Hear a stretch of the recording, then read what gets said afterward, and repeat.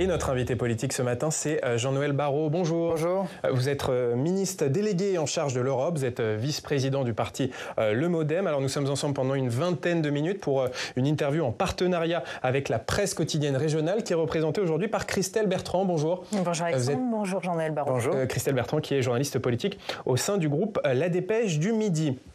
On va parler de la guerre en Ukraine, des élections européennes, mais d'abord une réaction sur cette victoire de Donald Trump lors du Super Tuesday, c'est-à-dire qu'il a de fortes chances d'obtenir l'investiture du Parti Les Républicains pour la présidentielle. Il est d'ailleurs en tête dans certains sondages face à Joe Biden. C'est une mauvaise nouvelle pour l'Europe ? En tout cas, ça n'est pas une surprise, parce qu'avec le mode de scrutin aux États-Unis qui permet à celui qui est favori de rafler la mise, eh bien c'est toujours un peu le plus radical et le favori qui l'emporte. Les États-Unis, c'est un pays avec lequel nous entretenons des liens anciens et des liens indéfectibles, si je puis dire, et nous prendrons le dirigeant que le peuple américain nous donnera. Mais il y a une autre élection qui est encore plus importante pour nous. Elle se passera le 9 juin prochain et elle est à la proportionnelle à un tour. Chaque voix compte et je veux d'ores et déjà le dire à nos téléspectateurs, jamais peut-être votre bulletin de vote n'aura eu autant d'importance que le 9 juin prochain. Et on va en parler longuement des élections européennes le 9 juin prochain, mais peut-être une réaction sur cette victoire au Super Tuesday de Donald Trump. Si jamais il revient au pouvoir à Washington, vu ses déclarations très critiques, notamment sur l'Alliance Atlantique, sur l'OTAN, avec les pays européens, est-ce que c'est la fin de l'OTAN ? Vous savez, nous n'allons pas, en Européens, construire notre avenir en dépendance ou par rapport aux États-Unis d'Amérique. Ce que nous devons faire, c'est l'inspiration du discours de la Sorbonne du président Macron en 2017, c'est construire notre propre autonomie, et notamment dans le domaine militaire. Que Joe Biden soit élu, que Donald Trump soit élu, il nous faut pouvoir être autonome et indépendant.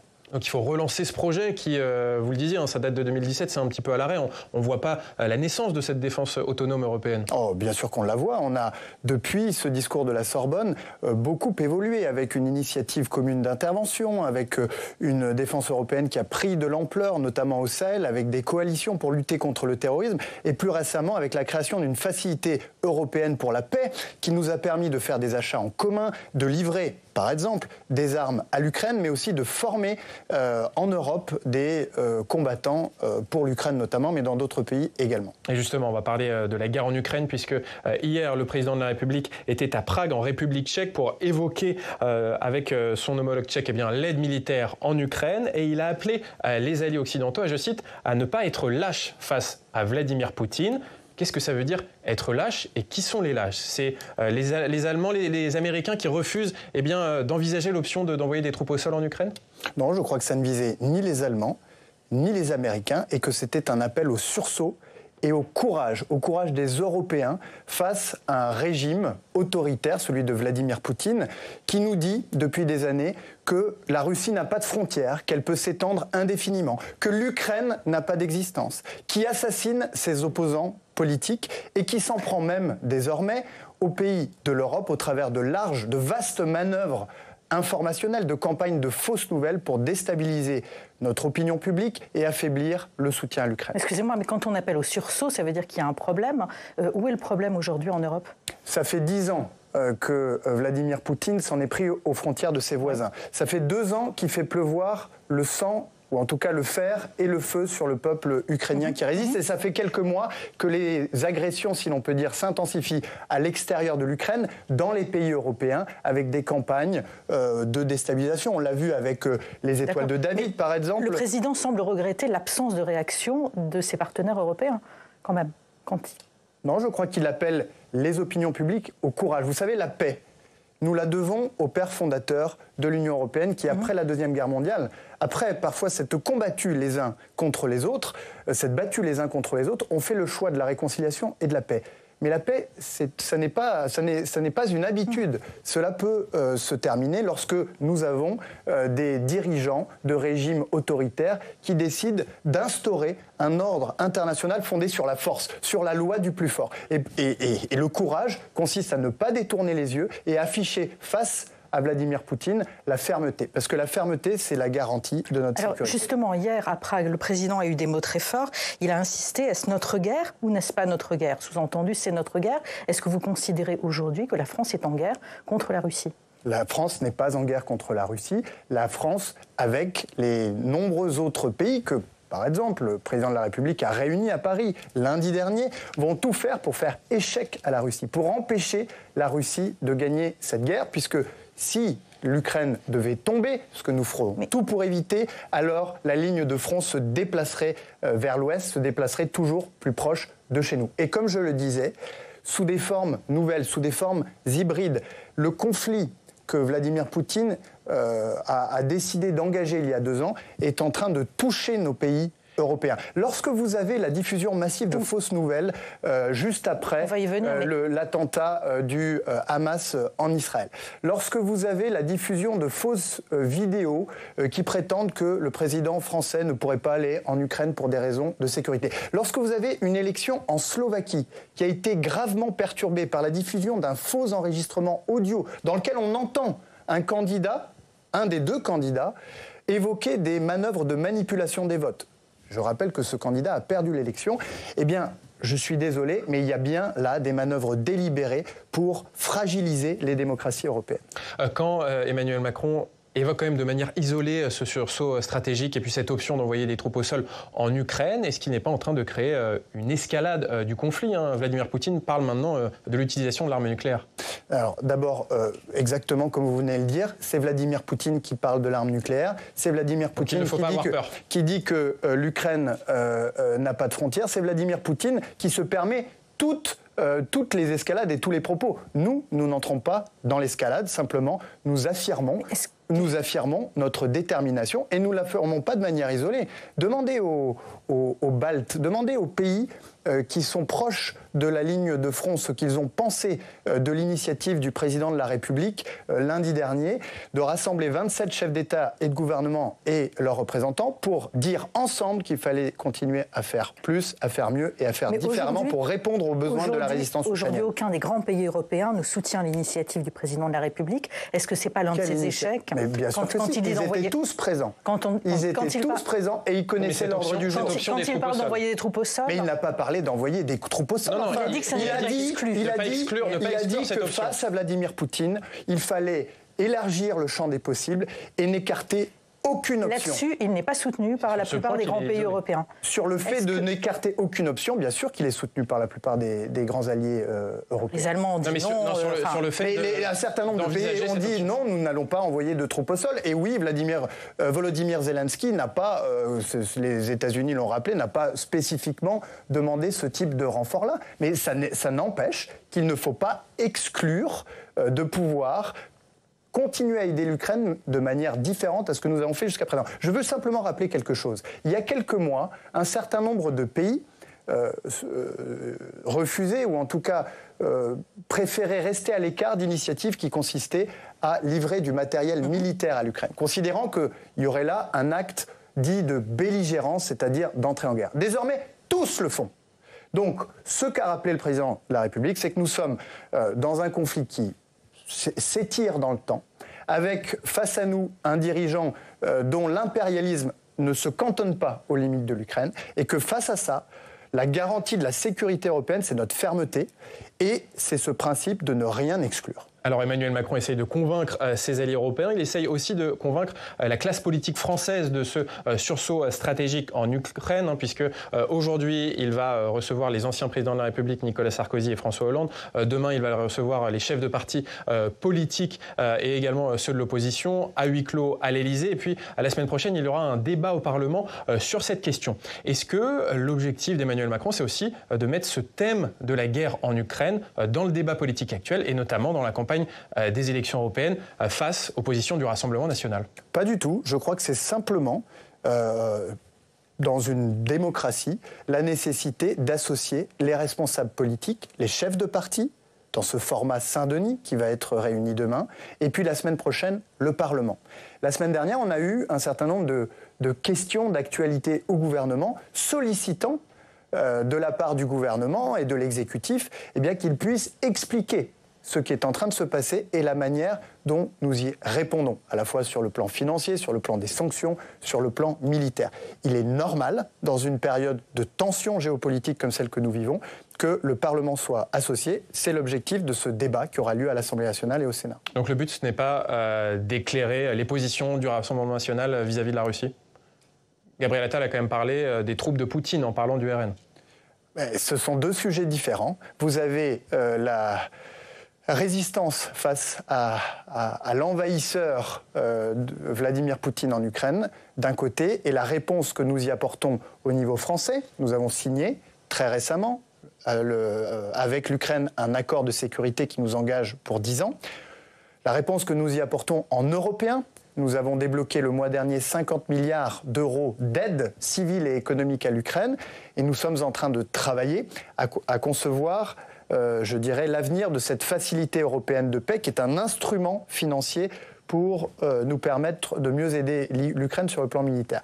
Tout cela, le Parlement a à en connaître et c'est l'objectif du débat. Ensuite, nous allons avoir la campagne. Et là, effectivement, vous pouvez compter sur nous, sur la majorité présidentielle, pour rappeler à nos concitoyens que le 9 juin, ils auront un choix clair en réalité. Celui d'un côté du camp de la démocratie et de la liberté, et celui de l'autre du camp de la soumission et de la capitulation face au régime autoritaire comme celui de Vladimir Poutine.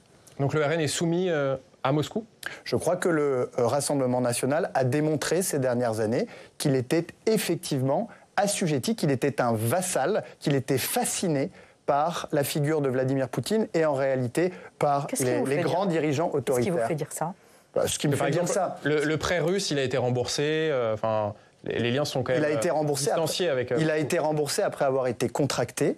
Je n'ai pas entendu le Rassemblement national condamner fermement l'invasion par la Russie de l'Ukraine. Je n'ai pas entendu le Rassemblement national condamner la détention de l'opposant politique Alexei Navalny. Je ne l'ai pas entendu, ou alors du bout des lèvres, dénoncer son assassinat politique. Bref, tout cela, ça n'est rien de nouveau sous le soleil. C'est la fascination de l'extrême droite française pour la figure de Vladimir Poutine et pour les grands dirigeants autoritaires en général. Alors justement, parlons de ces élections européennes. C'est Valérie Ayé, la présidente du groupe Renew Europe au Parlement européen, qui va mener la liste de la majorité présidentielle. Elle va lancer sa campagne samedi à Lille. Il y a eu beaucoup d'attentes, beaucoup de temps avant de la nommer tête de liste. Est-ce que c'est un choix par défaut, faute de poids lourd de la majorité, à nommer tête de liste? Mais vous savez, la majorité présidentielle s'est vue confier un mandat il y a 5 ans par les Français pour défendre leurs intérêts au Parlement européen. Eh bien, ce groupe, Renaissance, Renew, au Parlement européen, il continue de travailler, voyez-vous, et il continuera de le faire jusqu'à ce que son mandat vienne à extinction. Alors je sais, c'est un peu surprenant, parce que je vois Jordan Bardella, qui lui n'a pas beaucoup mis les pieds au Parlement, qui est en campagne depuis 1 an, et qui se désintéresse, qui a déserté le Parlement européen. Nous avions des parlementaires qui, jusqu'au bout, ont négocié, ont déposé des amendements, ont voté. Ensuite, rien ne sert de courir, il faut partir à point. Et la majorité présidentielle partira à point ce samedi 9 mars à Lille, et je m'en réjouis. Vous n'avez peut-être pas déserté le Parlement européen, mais de nombreuses personnalités, de nombreuses figures de votre camp ont refusé de mener cette liste aux européennes. Je pense à Bruno Le Maire, je pense à Jean-Yves Le Drian. Est-ce que Valérie Ayé, ce n'est pas un choix par défaut? Et est-ce que ça ne veut pas dire que l'Europe, finalement, ne séduit plus, même dans votre camp? Au contraire, je pense que Valérie Ayé, c'est un choix qui cumule toutes les qualités dont un certain nombre de ses concurrents, que vous allez recevoir, sont dépourvus. Elle est enracinée dans son territoire natal de la Mayenne. Elle est rompue à l'exercice des responsabilités. Et là aussi, je veux le dire à vos téléspectateurs, Valérie Ayé dirige le 3e groupe politique du Parlement européen, avec plus de 100 députés issus de 24 nationalités. Autrement dit, elle a une expérience et elle sait y faire. Et puis la 3e qualité, c'est qu'elle est engagée dans son mandat. C'est même la députée française la plus influente au Parlement européen. Quelles que soient ses qualités, votre camp cherchait une personnalité plus médiatique pour attirer l'attention des électeurs sur cette campagne. Et ces personnalités médiatiques ont décliné. Notamment pour combler le retard dans les sondages face à un Jordan Bardella qui est très populaire. Je constate d'abord que, du fait des 3 qualités que je viens d'énoncer, l'enracinement, l'exercice des responsabilités et l'engagement dans son mandat, eh bien, les Français verront, notamment lorsque seront organisés des débats, le contraste saisissant entre un Jordan Bardella, par exemple, et je pourrais en citer d'autres, qui sont, à mon avis, assez éloignés des préoccupations premières des Français et qui sont en tout cas très éloignés du Parlement européen. Et ensuite, sur les sondages, je veux le redire une nouvelle fois. L'élection européenne du 9 juin, elle se joue à la proportionnelle. Chaque voix compte. Et c'est une élection à un tour.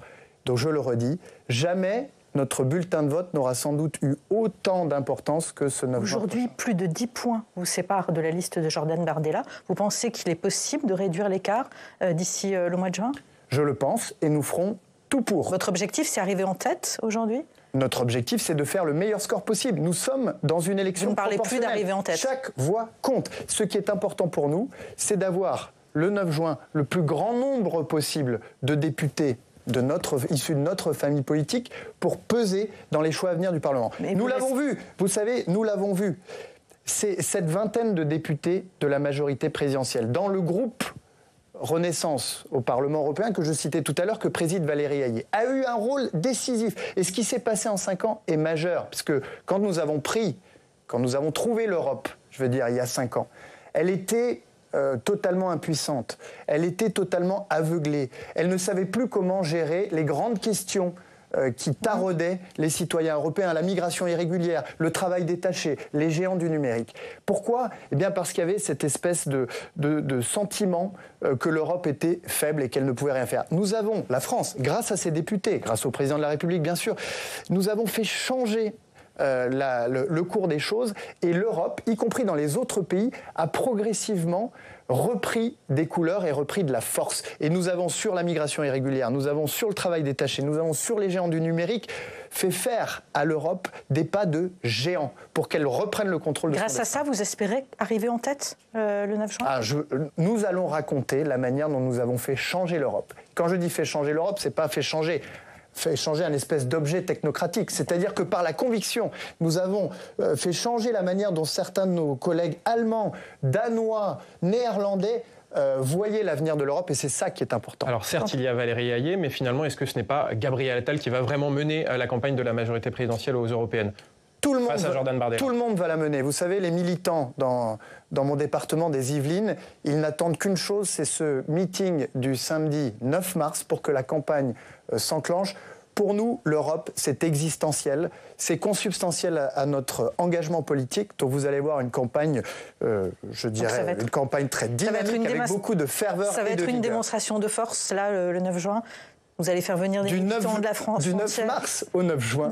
Ça va être une démonstration de force et une démonstration de la force de nos convictions. Mais est-ce que le Premier ministre doit s'impliquer davantage dans la campagne et par exemple accepter un débat avec Jordan Bardella, ce qu'il a l'air de refuser pour l'instant ? Il faudrait déjà que Jordan Bardella accepte de répondre aux invitations de Public Sénat et qu'il cesse d'avoir du mépris pour une chaîne parlementaire, du mépris pour ses adversaires, peut-être un mépris teinté de la crainte de voir ses adversaires ou les journalistes de la chaîne le mettre face à ses contradictions, le mettre face à sa vanité, sa vacuité et ses absences au Parlement européen. Avec un premier débat avec les têtes de liste aux élections européennes, vous le disiez, sur Public Sénat, ce sera le 14 mars à 17h en direct du Parlement européen à Strasbourg. Sur la question, vous parliez de récit, sur la question des thèmes de campagne, est-ce que justement le but de la majorité présidentielle, c'est d'avancer d'autres thèmes que l'immigration qui fait le jeu du Rassemblement national et notamment le thème de la guerre en Ukraine ? Je crois qu'il faudra parler d'immigration. Il faudra parler d'immigration parce que c'est typique de ce que l'Europe était incapable de traiter il y a encore 5, 6, 7 ans. Nous avions eu en 2015 les arrivées d'un certain nombre de demandeurs d'asile, d'un grand nombre de demandeurs d'asile qui fuyaient des pays en conflit du Proche et du Moyen-Orient. Et les opinions publiques n'ont pas compris pourquoi l'Europe ne parvenait pas à créer des mécanismes de solidarité et des mécanismes de contrôle effectif des frontières. Nous avons travaillé depuis 5 ans et il y a quelques semaines a abouti ce pacte asile-migration qui va nous permettre enfin de faire respecter les frontières extérieures de l'Union européenne et d'assurer une solidarité entre les États membres pour que l'effort soit justement réparti. Je constate que c'est donc ce pacte, c'est un ensemble de lois, un ensemble de textes européens qui vont traiter des différentes questions qui nous permettent de mettre fin à cette Europe dans laquelle on avait le sentiment que plus rien n'était maîtrisé, en particulier l'immigration irrégulière. Un texte que le Rassemblement national n'a pas voté, ce que j'ai du mal à m'expliquer, au moment même où il votait la loi immigration en France. On va parler d'un dernier sujet, Jean-Noël Barrot, on va parler de l'IVG après l'inscription de la liberté d'avorter, l'inscription dans la Constitution qui a été votée par le Parlement en début de semaine. Eh bien, Mathilde Panot, la présidente des députés Insoumis, dépose une proposition de résolution pour que ce droit à l'avortement soit inscrit dans la Charte des droits fondamentaux de l'Union européenne. Est-ce que le gouvernement la soutiendra dans cette démarche ? D'abord, je veux dire que ce qui s'est passé au Congrès à Versailles lundi, c'est un moment très important. C'est la constitutionnalisation de la loi Veil. Et au moment où dans le monde entier, on voit les droits humains, les droits fondamentaux régresser, la France a envoyé un signal comme elle sait le faire, un signal d'espoir, un signal d'espérance dans ce que nous pouvons continuer à cultiver, à entretenir cet héritage des Lumières et qu'il n'y a pas de fatalité. Ensuite, sur la Charte des droits fondamentaux, c'est une idée qui est portée aussi par la majorité présidentielle, d'où l'importance de se déplacer le 9 juin prochain. Donc vous allez pousser pour que ça soit inscrit dans cette charte européenne ? Et je ne sais pas si ça figurera en l'état dans le programme, mais il me semble que c'est une idée qui a déjà été poussée aussi au sein de la majorité présidentielle. Et justement, après cette constitutionnalisation, est-ce qu'il faut aller encore plus loin, comme le demandent notamment les Insoumis ? Est-ce qu'il faut supprimer la clause de conscience des médecins qui ont encore le droit de refuser de pratiquer une IVG ? J'y suis très défavorable pour ma part. C'est l'équilibre qu'avait trouvé Simone Veil. C'est une des raisons pour lesquelles cette loi a été adoptée, qu'elle a été soutenue au Parlement à l'époque. C'est trouver l'équilibre entre la préservation du droit des femmes à disposer de leur corps et celui des médecins, des soignants à exercer leur clause de conscience. Alors, vous parlez de Simone Veil. En tant que centriste, qu'est-ce que vous avez pensé de l'affiche qui a été publiée par les Insoumis et qui met face à face Simone Veil et Mathilde Panot ? Je pense que Simone Veil aurait été horrifiée par une telle affiche. Je pense que ça n'honore pas la mémoire de Simone Veil. Pourquoi ? En quoi elle aurait été horrifiée ? C'est indécent de comparer les deux personnages ? D'une part, et d'autre part, je pense que les positions politiques qui ont été prises ces derniers mois, ces dernières années par Mathilde Panot sont totalement orthogonales au combat, au pluriel, qu'ont été ceux de Simone Veil. Le fait que Gabriel Attal, dans son discours, n'ait pas salué Mathilde Panot, qui a pourtant participé au vote de ce texte, n'était pas une erreur politique aussi ? Je ne crois pas. Est-ce qu'il ne fallait pas faire quelque chose de consensuel ce jour-là ? Non mais attendez, personne ne peut s'arroger de monopole sur cette constitutionnalisation de la loi Veil. Je ne crois pas que Gabriel Attal l'a fait. J'ai entendu, moi, un vibrant plaidoyer pour les droits des femmes et un récit de l'histoire de ces droits et des grandes figures qui les ont portés. Merci beaucoup, Jean-Noël Barrot, d'avoir été notre invité politique aujourd'hui.